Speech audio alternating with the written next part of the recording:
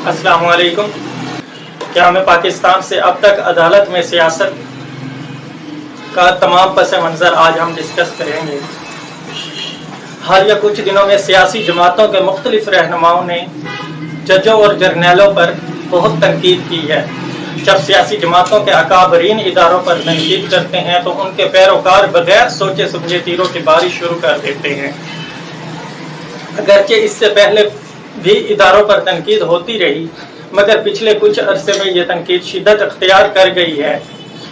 اب سوال یہ پیدا ہوتا ہے کہ آخر ججوں اور جرنیلوں کو سیاست کا شوق کیوں ہے، یا پھر انہیں اس جانب کون راغب کرتا ہے؟ میں کوشش کروں گا کہ تاریخی پس منظر سے ہوتا ہوا حال کا آئینہ آپ کے سامنے رکھوں۔ پاکستان کے ابتدائی برسوں ہی میں ہماری سیاسی قیادت کی نااہلیاں سامنے آنا شروع ہو گئی تھیں۔ کیا آپ سب کو یاد نہیں کہ قائد اعظم نے فرمایا تھا کہ میری جیب میں کھوٹے سکے ہیں؟ کیا آپ لوگوں کو یاد نہیں کہ ہمارے سیاست دانوں نے ابتدائی برسوں میں ایک دوسرے کے خلاف اتنی سازشیں کی کہ سول مارشل لا شروع ہو گیا؟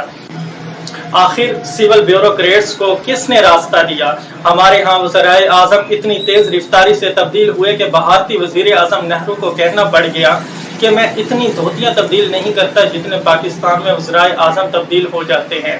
آپ کو یاد نہیں کہ کس طرح ابتدائی برسوں میں پاکستان میں اقتدار کے لیے کھینچا تانی رہی، جبکہ دوسری طرف بھارت میں 1947 سے لے کر 1962 تک جواہر لال نہرو وزیر اعظم رہے۔ جرنیلوں کی بات ہو جائے، جب ملک میں سیاستدانوں کی نااہلیوں کے طفیل سول بیوروکریٹس مارشل لا لگا رہے تھے تو ایوب خان نے سوچا کہ طاقت تو ہمارے پاس ہے، پھر انہوں نے مارشل لا لگا دیا۔ جمہوریت کی بڑی باتیں کرنے والی جماعت کے سربراہ ایوب خان کی کابینہ میں شامل تھے۔ عدلیہ پر بات مولوی تمیز الدین کیس سے شروع ہوئی۔ 1970 کے الیکشن کے نتائج کے مطابق شیخ مجیب الرحمان 161 سیٹوں کے ساتھ اکثریت سے جیتے، جبکہ 81 سیٹوں والے بھٹو نے اس وقت کی اسٹیبلشمنٹ کے ساتھ مل کر شیخ مجیب الرحمان کو اقتدار حاصل نہ کرنے دیا۔ 1971 کے بعد وہ کون تھا جس نے جنرل گل حسن کو بند کر کے ٹیکا خان کو آرمی چیف بنا دیا؟ اس میں صرف یہی بات تھی کہ ٹیکا خان میرا وفادار ہے، جس نے جونیئر ضیاء الحق کو آرمی چیف بنایا۔ پھر آپ کے اور جمہوریت پسند لیڈر ضیاء الحق دور میں پروان چڑھے۔ پھر وہ قوم تھا جس نے جنرل آصف نواز کو تنگ کر رکھا تھا، اور وہ قوم تھا جس نے سینئر جنرل علی خان کو چھوڑ کر جونیئر پرویز مشرف کو آرمی چیف بنایا۔ اس سے پہلے وہ کون تھا جس نے جنرل جہانگیر کرامت کو مستعفی ہونے پر مجبور کیا؟ پھر وہ کون تھا جس نے سینئر جرنیلوں کو چھوڑ کر پہلے رحیل شریف کو آرمی چیف بنایا، اور پھر سینئر جرنیلوں کو نظر انداز کر کے جنرل باجوہ کو آرمی چیف بنایا؟ حقیقت یہ ہے کہ ہمارے وزرائے اعظم اپنا وفادار آرمی چیف تلاش کرنے کی کوشش کرتے ہیں۔ ان کو ملکی مفاد سے کہیں زیادہ اپنی سیاست عزیز ہوتی ہے۔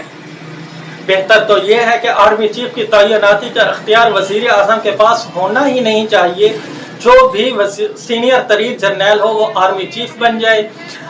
جب وزیر اعظم کے پاس آرمی چیف کی تعیناتی کا اختیار ہوگا اور اسے چوائس بھی دی جائے گی تو وہ اپنا وفادار تلاش کرنے کی کوشش کرے گا۔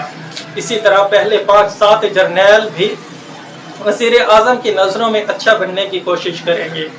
اسی طرح پہلے 5-7 جرنیل بھی وزیر اعظم کی نظروں میں اچھا بننے کی کوشش کریں گے۔ اگر سینئر ترین جرنیل آرمی چیف بن جائے تو کوئی بھی جرنیل سیاستدانوں کی طرف نہ دیکھے بلکہ سیاست کی طرف ہی نہ دیکھے۔ سو بہتر حل یہی ہے کہ آرمی چیف کی تعیناتی کا اختیار وزیر اعظم سے لے لیا جائے۔ ہماری عدلیہ سے وابستہ لوگ مثالیں دیتے نہیں تھکتے کہ ہمارے ہاں بڑے قابل جج رہے ہیں۔ ان قابل ججوں میں وہ ہمیشہ justice M.R. Kiani, justice Cornelius اور جسٹس پٹیل کا تذکرہ کرتے ہیں۔ اب کوئی ان سے پوچھے کہ یہ تینوں جج وکالت کے راستے نہیں آئے تھے بلکہ یہ تینوں ICS آفیسر یعنی بیوروکریٹس تھے۔ اس زمانے میں سول سروس کے پہلے نمبروں پر آنے والے سے پوچھا جاتا تھا کہ اب انتظامیہ میں جائیں گے یا عدلیہ میں۔ 1971 کے بعد ایک خاص وقت تک بڑی تعداد میں ججز چھوٹی عدالتوں سے اعلیٰ عدلیہ تک آتے رہے، پھر یہ تعداد وقت کے ساتھ ساتھ کم ہوتی گئی۔ ضیاء الحق اور اس کے بعد کے ادوار میں سیاسی جج بھرتی ہونے لگے۔ یہ بھرتی بغیر کسی ٹیسٹ انٹرویو کے ہونے لگی۔ اس میں بھی سیاسی جماعتیں اپنے وفاداروں کو اعلیٰ عدلیہ میں جج لگاتی رہیں۔ پھر سیاسی کے ساتھ وکلاء کا عہد آ گیا اور اس عہد میں مخصوص چیمبر سے جج بھرتی ہونے لگے۔ حالیہ سالوں میں چھوٹی عدالتوں سے آنے والے چیف جسٹس رانا بھگوان داس تھے، ان کی دیانتداری پر کوئی حرف بھی نہ آیا تو کیا یہ نہیں ہو سکتا کہ ہمارے سیاستدان دوسری سول سروسز کی طرح جوڈیشنل سروس بھی بنا دیں اور سول جج بھرتی ہونے والا ہی سپریم کورٹ کا چیف جسٹس بنے؟ اس طرح سیاسی جج بھرتی نہیں ہوں گے اور نہ ہی مخصوص چیمبر سے جج آئیں گے اور نہ ہی جج سیاسی پارٹیوں کی طرف دیکھیں گے۔ میرے نزدیک سارا قصور ہماری نااہل سیاسی قیادت کا ہے، ورنہ آرمی چیف کا مسئلہ بھی حل ہو سکتا ہے اور اعلیٰ عدلیہ کا بھی، مگر اقتدار اور مفادات کے کھیل نے سارا نظام برباد کر رکھا ہے۔ اب نئے نظام کی ضرورت ہے۔ اگر آپ کو میری ویڈیو پسند آئی ہو تو لائک کر دیں اور چینل کو سبسکرائب کر دیں۔ اللہ حافظ۔